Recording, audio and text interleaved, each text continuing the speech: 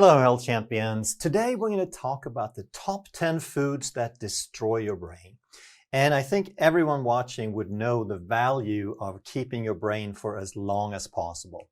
And there's three mechanisms of damage when it comes to brain. And one would be something that has a direct toxicity for the brain cells. Two would be something that affects the gut-brain axis. And we're going to talk about all these in detail and show you which ones do what. And the third would be insulin resistance. So these are the three mechanisms. And we're going to use these little color symbols over on the side here to sort of point out which foods do what. Food number 10 is MSG, monosodium glutamate. And this is a substance that can work as an excitotoxin because there is a compound in the body called glutamate, just like monosodium glutamate, that's a neurotransmitter. It's an excitatory neurotransmitter, which means it increases the activity of brain cells. And when it happens in the body naturally or with small and natural amounts of MSG occurring in food, then the body has no problem managing and balancing and regulating this. But when we introduce enormous amounts of MSG, as they often do in various processed foods, now we throw this delicate balance totally out of whack and we overwhelm the body. We overwhelm these neurons. And now this MSG becomes an excitotoxin, meaning it excites that nerve cell too far, too much, so that it just keeps firing and keeps firing until it burns itself out and in some cases dies. So MSG can be a direct toxin. And this affects people very differently. So some people are super sensitive. They just totally get wiped out at the smallest amount of MSG, whereas others can go and eat all this processed foods with tons of MSG and not really ever notice anything. So we have to understand the individual variability here. And why do they add MSG to the food? What does it do? Well, it adds savoriness to food, basically. It adds deliciousness. So it exaggerates, it enhances whatever flavor the food already has. And the way that it does that is taste is twofold. Whenever you eat something, there is an olfactory or there's a smell component to it. So the olfactory bulb, which is cranial nerve number 1 up here, gets affected, it gets stimulated. And also the gustatory, the taste receptors, which we have taste buds on the tongue, get stimulated. So the taste perception is twofold. As you probably know, if you have a cold or if your nose is totally stuffy, then food doesn't taste as good. So by introducing this excitotoxin, we trick these nerve cells into thinking that the food tastes much more and much better than it actually does.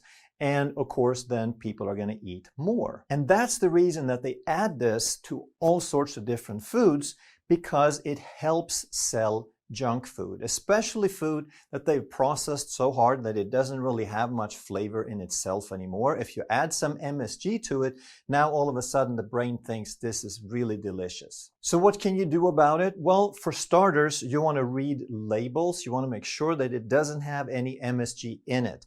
Unfortunately, that's not enough because the manufacturers cheat. And they rename this compound over and over and over. So as people get more savvy and they start avoiding it, the manufacturers will try to trick you and change it. So it has more than 50 different names.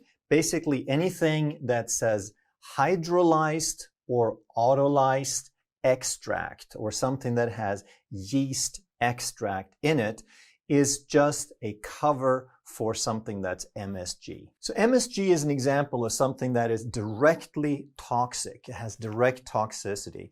And other reasons, other things that could have a direct toxicity would be anything that decreases or interferes with cell function, with brain cell function.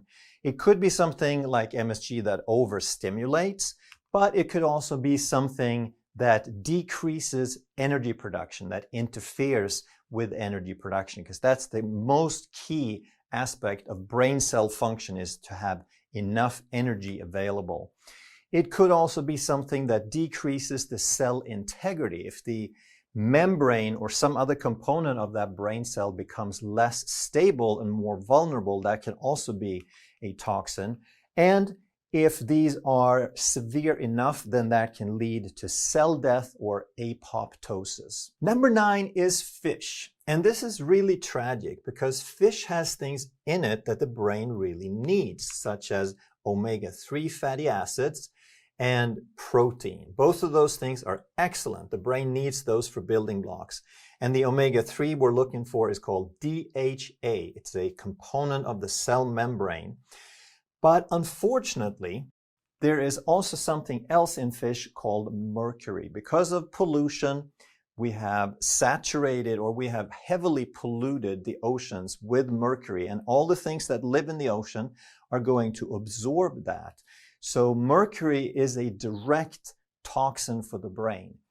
Whenever the brain tries to do things and learn things and heal itself, it creates new synapses, and mercury directly interferes with the production and the manufacture of these synapses. So some fish are more prone to accumulating mercury than others, and some of these would include tilefish, swordfish, king mackerel, tuna, and orange roughy. And there are others, but these would be the main ones. And the big thing that these have in common for the most part is that they are large, predatory fish that live a long, long time. So if they live for a long, long time, they have time to accumulate more mercury. And if they eat other fish, then they accumulate the mercury that those fish have eaten, and so forth. So the first 4 are relatively large. The last one is kind of interesting. It's called orange roughy. It looks kind of prehistoric. But this is a relatively small fish. So when I tell people to avoid the large predatory fish, very often people miss this one, because when you buy it in the store, and it's delicious, by the way, it's flat and it's white. And those are typically the fish like sole that would be safe for you. But this one, it's about the size of your palm when you buy it in the store. And the reason it's so toxic is that it grows extremely slowly. These fish can live for 150 years and still not get much bigger than a serving or a couple of servings of fish. So this would be one to watch out for. It is super delicious. So when it comes to these fish, it doesn't mean that you should never, ever, ever eat them, but maybe once or twice a year, something like that. Number 8 on the list is alcohol. And as delicious as it might be, it is a neurotoxin, and it also has the potential of creating leaky gut. It can be irritable on membranes. So therefore, it also has the potential of affecting your gut-brain axis, which we'll talk about in just a little bit. And it also has the potential of increasing fatty liver.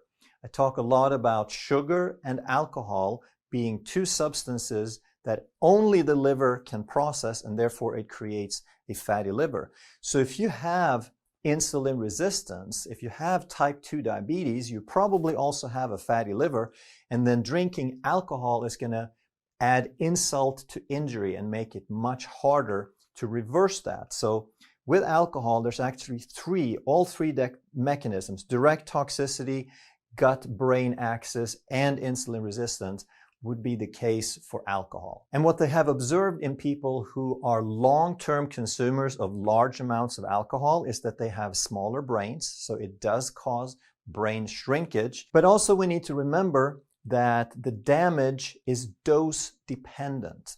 So what they have found is that people who are light drinkers, meaning 1 or at the most 2 drinks per day, they do not have this shrinkage relative to non-drinkers. But the more you drink, the more pronounced that brain shrinkage is. Number 7 on the list is artificial sweeteners. And the main one here that there's been discussion about is aspartame, also known as NutraSweet, introduced in the 80s. And there's been a lot of documentation that it is a direct neurotoxin. But then there's also this new one that they try to put out as an alternative, claiming that it was safe, and that's sucralose, also known as Splenda. And people for the longest time said that, yeah, you want to avoid aspartame and use sucralose instead. And as a result, now sucralose is in thousands, if not tens of thousands of different products. But very recently, they found out that sucralose is not so safe. It contains things that breaks up DNA. It breaks DNA apart, and now, of course, it can create all sorts of damage. So it is a direct toxin as well. And one more thing that they found about sucralose is that it can also create leaky gut. So in addition to being a direct toxin, now we also have that gut-brain axis to worry about. But here's an interesting part, that they introduced these artificial sweeteners as an alternative to sugar because they figured out sugar is bad. It makes people diabetic. It makes people gain weight. So they let them have low-calorie or non-calorie alternatives as artificial sweeteners. But what they find is that when people eat something sweet that has no caloric value, now that actually increases the cravings. And if they have more cravings, they're going to eat more and they're going to increase insulin resistance. So even though the idea behind these artificial sweeteners was to get away from sugar, in the end, it's not working. People are gaining weight and they're becoming diabetic just as much or even more than before they had these artificial sweeteners. So we also have a component of insulin resistance, which we'll talk about in a second, what that does to the brain. But on this note of artificial sweeteners, I also have to mention stevia and monk fruit, because I can't tell you how often I see these mentioned in the same sentence. They talk about artificial sweeteners like aspartame and stevia, as if they were the same thing. They are absolutely not. The aspartame and the sucralose are man-made, 100% synthetic out of labs, whereas stevia and monk fruit are plant products. So people confuse these because stevia and monk fruit are non-caloric, but they are not artificial. They are natural sweeteners, and yes, they process them to a point, but that doesn't make them bad. And stevia and monk fruit are perfectly fine for people unless it increases their cravings. So this is something that you have to figure out for yourself. If that sweet taste kind of keeps you hooked on sugar, then that's not such a great thing. But other than that, stevia and monk fruit are totally fine. Now, what does insulin resistance have to do with the brain? Well, the connection is so clear. Even though they don't know the mechanism exactly, the connection is so strong that dementia is often called type 3 diabetes, just to illustrate how strong the association is.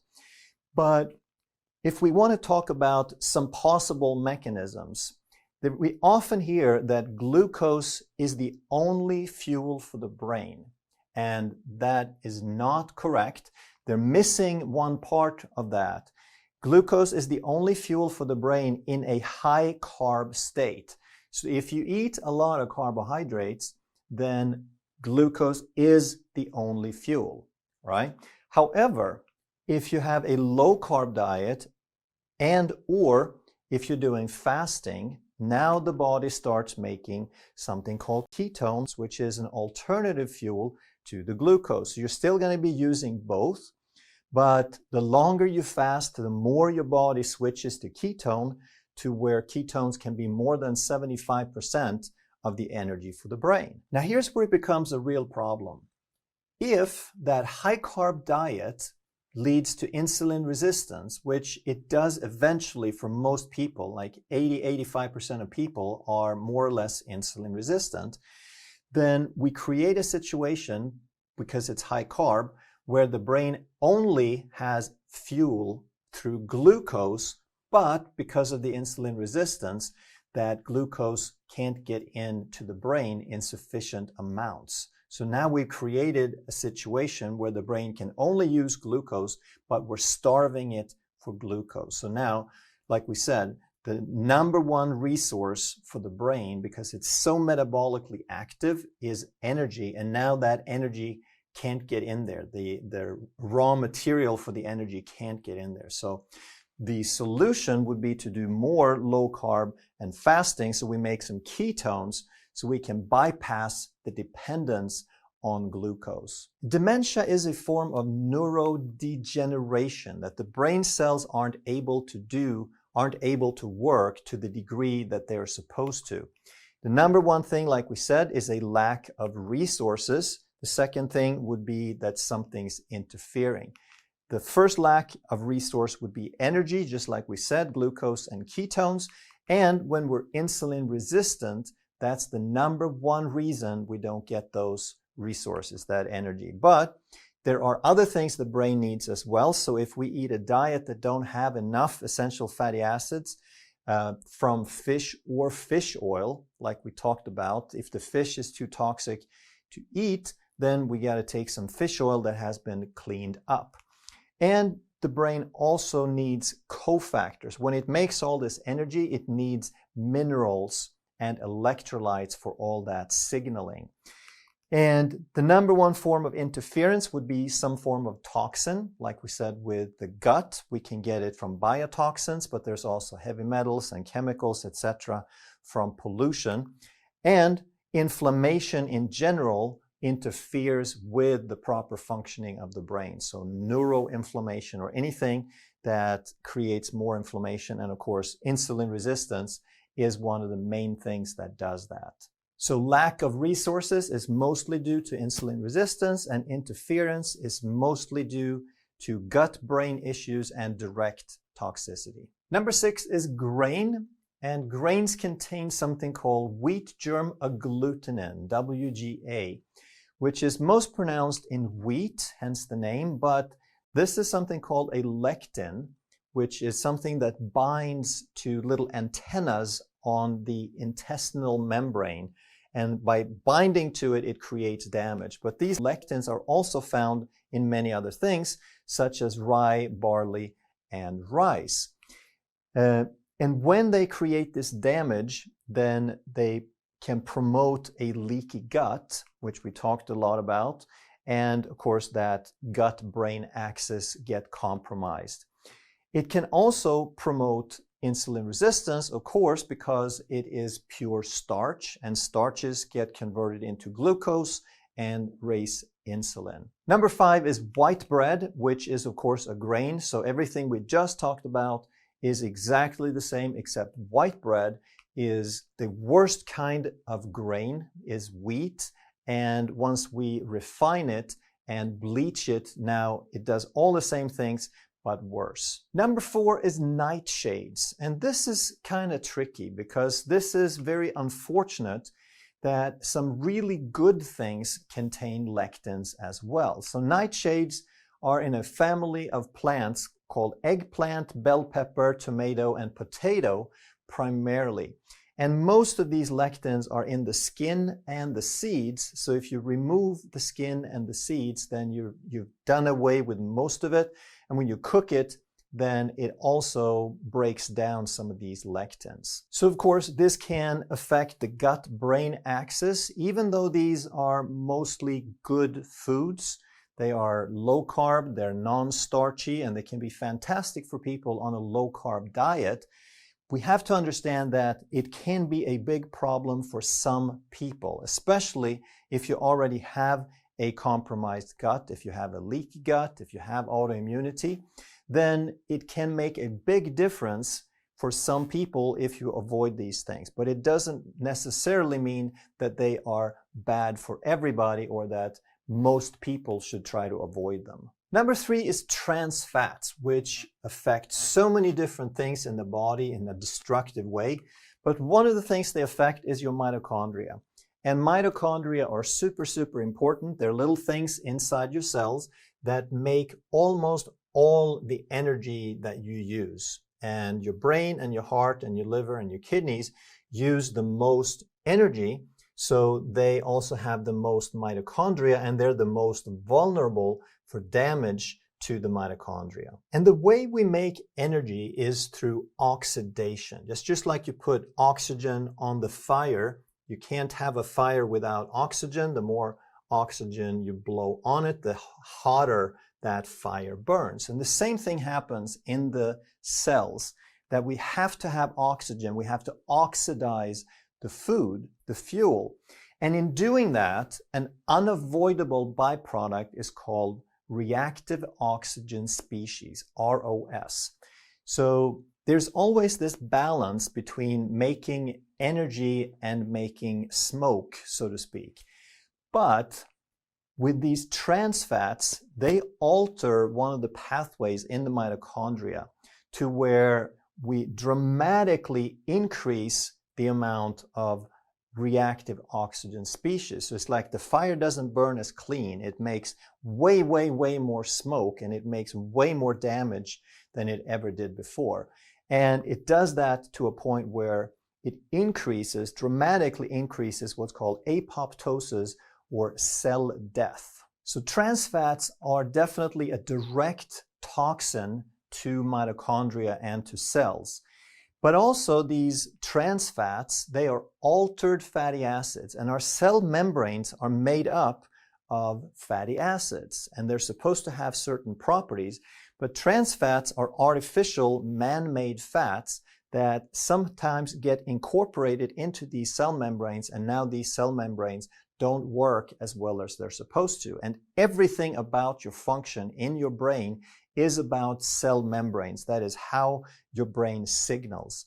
With a bunch of trans fats, it doesn't work the way it's supposed to. And because some of these cell membranes are in the gut, then these trans fats can also affect leaky gut and that gut-brain axis. And we also have trans fats will affect your metabolism. So they will decrease your fatty acid, your utilization of lipids and fatty acids, and it will increase inflammation and type 2 diabetes. So trans fats will have all three of these mechanisms in play. Number 2 type food that destroy your brain is fried foods. And there's so many things wrong with that. They start off with really bad oils, these harshly processed vegetable oils, so-called vegetable oils. And because they're very high in omega-6s and they're very inflammatory, they promote insulin resistance. Some people believe that they promote insulin resistance even more than sugar. I think there may be a toss-up there. And fried foods often use trans fats, which we just talked about on the previous slide, which again has all three mechanisms in place. So we have direct toxicity and gut-brain axis compromise at the same time. Then, of course, for economy, because they use this for cheap food, is they reuse the oil over and over and over. All day long, it just sits there bubbling. And as it does that, and they cook over and over, they increase the degree of toxicity the longer they go. And as if that isn't bad enough, then of course most fried foods are going to use a coating called breading, which is made up of wheat in most cases, which of course adds more insult to injury through insulin resistance and more compromise of the gut-brain axis. And again, it's not the fact necessarily that we're frying the food, it is how we're frying the food. The oil we use, the quality of food we use. So if you started out with really good quality foods and you didn't use the breading and you used something like coconut oil or lard, something that is very stable at high temperatures and not processed and oxidized, then it wouldn't be a bad thing. I wouldn't recommend it all the time, but you could do it once in a while. And the number one food that will destroy your brain is sugar. And the reason is that sugar is the number one cause of insulin resistance, and insulin resistance is the number one cause of dementia. And you've probably heard me say this if you've seen my videos before, but sugar is different than other carbohydrates in that all carbohydrates have glucose, but sugar also has 50% fructose, which is almost as bad as alcohol for the liver, and it creates a fatty liver. And once you have a fatty liver, that is where you really blow the roof off insulin resistance and diabetes. And that's why countries like China and India could eat rice for centuries and not develop metabolic problems until in the last few decades when they added sugar to the equation. So glucose or starch by itself isn't great necessarily, but it doesn't become a huge problem. It doesn't become a metabolic epidemic until you add sugar on top. Furthermore, sugar is extremely addictive, which further contributes to overeating and more insulin resistance. And sugar will also selectively feed the pathogenic bacteria. It will upset the balance of your biome. It will contribute to leaky gut. So now we have that gut-brain axis as well. And what we need to understand about sugar is that if you notice, there is no green circle. It's not a direct toxin. Sugar in itself is perfectly natural. It's in almost everything. The reason it becomes the worst thing we have ever seen on the planet is the dose. The dose makes the poison, and we went from eating a few granules, a few grams here and there in honey and in naturally occurring fruit to having it become a staple. And now it becomes a true poison and one of the main reasons we are as sick as we are today. If you enjoyed this video, you're going to love that one. And if you truly want to master health by understanding how the body really works, make sure you subscribe, hit that bell, and turn on all the notifications so you never miss a life-saving video.